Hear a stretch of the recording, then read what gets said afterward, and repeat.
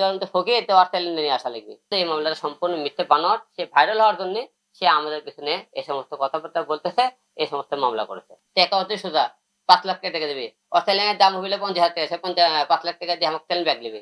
Hero আলমের চ্যালেঞ্জের অভাব পড়ছে। হিরো আলমের চ্যালেঞ্জ মিলিয়ন মিলিয়ন চ্যালেঞ্জ আছে। হিরো আলম 5টা চ্যালেঞ্জ আছে, 5টা পেজ আছে। ঠিক আছে, হিরো আলম তো ফকির, তো আর চ্যালেঞ্জ নিয়ে আসা লাগবে।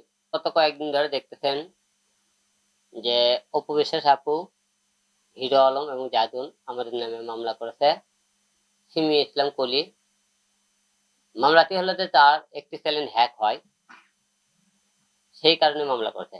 চ্যানেলটি হ্যাক হয়নি, সে অপু বিশ্বাস আপুর চ্যানেল থেকে সে ভিডিও নিয়ে তার চ্যানেলে ছাড়ার কারণে তার চ্যানেলটি স্ট্রাইক পড়ে।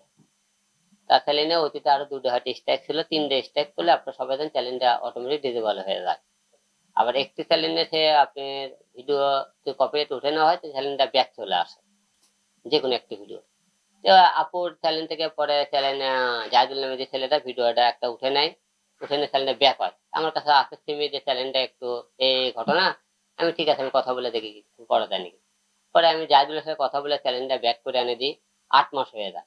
8 মাস হলে চ্যানেলটা নিয়ে যাওয়ার পরে হঠাৎ করে সে 4-5 দিন আগে মামলা করে আপুর নামে আমার নামে। মামলা করার পরে আমি নাকি আপু নাকি 10 লাখ টাকা দাবি করেছে। সেখান থেকে নাকি 5 লাখ টাকা আমি মিটকুট করে দিছি, দিয়ে নাকি চ্যালেঞ্জ ব্যাক করেছি। সেই কথাই নাকি 5 লাখ টাকা সে নাকি আমাকে দিয়েছে। আমার প্রশ্ন, সীমিত আমাকে 5 লক্ষ টাকা দিয়ে থাকে, টাকাটা কি চেকে দিছে, না বিকাশে দিছে, না কারো মনে করি এর মাধ্যমে দিছে? সে কথা বললাম। তো বলার পরে সে বলছে হলে যে আলম টাকা নিয়ে সে আমার চ্যানেলটা মনে করেন তার ভিডিওটা ডিলিট করেছে, আর কোনো বিচার করেনি। আমার কথা মানুষের উপকার করতে চাই, আমি ফেসে গেলাম। আর আমি যদি কোনো টাকা নিয়ে থাকি, সে যদি কোরআন শরীফের হাত দিয়ে বলতে পারে হ্যাঁ আলো আমার কাছ থেকে টাকা নিয়েছে, আমি টাকা ব্যাক দিয়ে দেবো। 5 লক্ষ টাকা আপনার সামনে বললাম, সে প্রমাণ করতে পারে। আর সে যদি প্রমাণ করতে না পারে যে অপু আপু এবং আমার নামে যে মামলা দিয়ে যে আমার সম্মানহানি করা করছে, তার ব্যবস্থা অবশ্যই সে প্রমাণ করতে না পারলে অবশ্যই তারা আমরা ব্যবস্থা নেব।